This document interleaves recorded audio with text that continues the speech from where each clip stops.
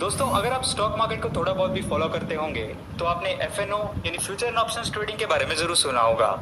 जैसे जब हम कहीं पे डीमैट अकाउंट भी खुलवाते हैं तो वहाँ पे भी हमें equity, future and options, currency etcetera ये सारे ऑप्शंस देखने को मिलते हैं। एंड बहुत सारे लोगों को एफएनओ के बारे में जानकारी नहीं है कि ये कॉन्सेप्ट कैसे वर्क करता है और इक्विटी ट्रेडिंग एंड इसमें क्या डिफरेंस है। तो हेलो गाइस, आप देख रहे हैं बेसिक ज्ञान और आज की वीडियो में हम बात करने वाले हैं future and options and equity trading के बीच डिफरेंस के बारे में और इन दोनों में से बेटर कौन सा है। दोस्तों, आपसे रिक्वेस्ट है कि वीडियो को शुरू से लेकर लास्ट तक जरूर देखिएगा। अगर आपने कोई भी चीज़ मिस कर दी तो आप इस पूरे कॉन्सेप्ट को अच्छे से नहीं समझ पाएंगे। तो बिल्कुल बेसिक से स्टार्ट करें तो एनएससी यानी नेशनल स्टॉक एक्सचेंज के दो सेगमेंट्स हैं।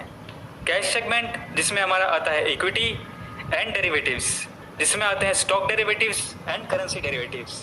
स्टॉक डेरिवेटिव्स में फर्दर आता है फ्यूचर एंड ऑप्शंस। अब ट्रेडिंग करने के बेसिकली दो मेथड्स होते हैं, day trading and positional trading. Now day trading का मतलब होता है जब आपकी इंटेंशन स्टॉक्स को बाय करके सेम डे सेल करने की होती है, यानी डे ट्रेडिंग में आप स्टॉक्स की डिलीवरी नहीं लेते।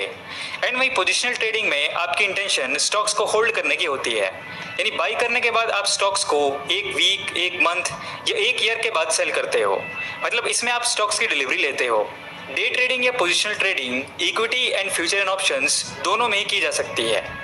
तो हम यहाँ पे मेनली बात करेंगे equity trading and future and option trading के बीच डिफरेंस के बारे में। इसको हम आसानी से समझने के लिए एक एग्जांपल लेते हैं। पहले इक्विटी ट्रेडिंग का एग्जांपल, मान लीजिए ये एसबीआई कंपनी का शेयर है जिसे मिस्टर ए ने शेयर मार्केट में ₹200 में खरीदा है। इस शेयर का प्राइस ₹10 से बढ़ गया। अब मिस्टर एक्स ने ₹210 दिए एंड वो इस शेयर के मालिक हो गए एंड मिस्टर ए को ₹10 का प्रॉफिट हो गया। तो इस सिंपल ट्रांजैक्शन को हम बोलेंगे इक्विटी ट्रेडिंग। अब क्वेश्चन है कि इन्होंने ये ट्रांजैक्शन क्यों की। मिस्टर एक्स ने ये शेयर इसलिए खरीदा क्योंकि उसे लगता है कि इस शेयर का प्राइस 210 से और बढ़ने वाला है एंड मिस्टर ए ने इस शेयर को इसलिए बेच दिया क्योंकि उसे लगता है कि ये शेयर 210 से कम होने वाला है। Okay, now future and options का एग्जांपल। सबसे पहले फ्यूचर्स। मान लो मिस्टर ए ने एसबीआई कंपनी का शेयर ₹200 में खरीदा है, तो mister A and mister x के बीच एक फ्यूचर कॉन्ट्रैक्ट होता है कि मिस्टर एक्स इस शेयर को 3 मंथ्स बाद ₹180 में बाई करेगा एंड मिस्टर ए ₹180 में सेल करेगा। First question, why mister A agree to sell it for 180?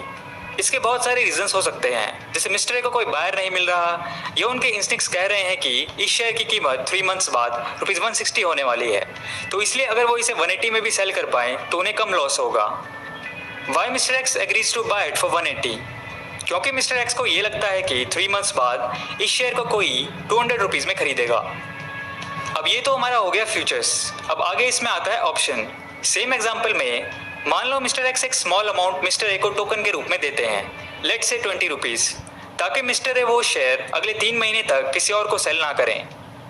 अब यहाँ पे मिस्टर एक्स के पास ऑप्शन है कि या तो वो 3 महीने बाद डील के अकॉर्डिंग उस शेयर को ₹160 और देकर टोटल ₹180 में बाई कर लें या फिर उस डील को छोड़ दें। अगर वो इस डील को छोड़ देते हैं तो मिस्टर एक्स को अपने टोकन मनी का रिफंड नहीं मिलेगा। लेकिन क्वेश्चन ये है कि मिस्टर एक्स इस शेयर को अभी क्यों नहीं खरीद लेते, क्योंकि मिस्टर एक्स को अपनी रिसर्च के अकॉर्डिंग ये लगता है कि 3 मंथ्स बाद इस शेयर का प्राइस ₹200 से भी ज़्यादा होने वाला है और किसी कारणवश उनके पास अभी फिलहाल इस शेयर को खरीदने के पैसे नहीं हैं, इसलिए उन्होंने ऑप्शंस में डील किया है। और हाँ, मिस्टर ए कॉन्ट्रैक्ट होने के बाद अगर उन्हें कहीं और से चाहे शेयर के लिए अच्छी कीमत भी मिल रही हो, वो उसको 3 महीने तक बेच नहीं सकते।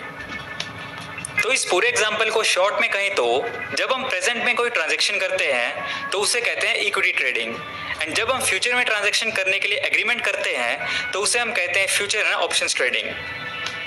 दोस्तों, अब हम आगे बात करेंगे कि equity and future and options trading में से बेटर कौन सा है एंड इनमें क्या रिस्क इन्वॉल्व है। बात करते हैं इक्विटी एंड एफएनओ के एडवांटेजेस एंड लिमिटेशंस के बारे में। इक्विटी मार्केट में आप सिर्फ एक शेयर भी खरीद सकते हैं, उसमें कोई मिनिमम लिमिट नहीं होती है। लेकिन वहीं एफएनओ में बहुत हाई एक्सपोजर होता है क्योंकि इसमें आप स्मॉल अकाउंट्स में ट्रेड नहीं कर सकते। इक्विटी में जब आप शेयर को बाय करते हैं तो आप शेयर होल्डर हो जाते हैं, यानी उस शेयर की ओनरशिप आपके पास आ जाती है। लेकिन एफएनओ में आप एक शेयर होल्डर नहीं होते।